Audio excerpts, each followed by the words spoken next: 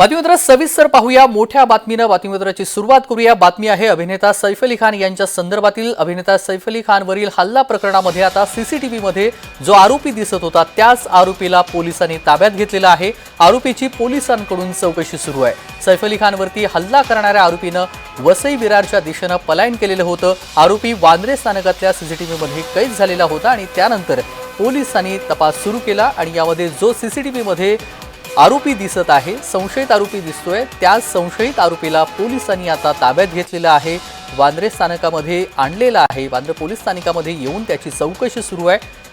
सैफ अली खान यांच्यावर हल्ला झाल्यानंतर पोलिसांच्या 10 टीम ह्या तैनात करण्यात आलेल्या होत्या। आरोपी संशयित असल्याने अनेक प्रकरणी ह्या मुख्य संपूर्ण हल्ल्यामध्ये कोण आहे, किती टीम आहेत या सगळ्याबाबत चौकशी सुरू होती। मात्र जो सीसीटीव्ही मध्ये आरोपी कैद झालेला आहे त्या आरोपीला पोलिसांनी पकडलेला आहे आणि त्या आरोपीला आता वांद्रे स्थानकामध्ये आणलेला आहे।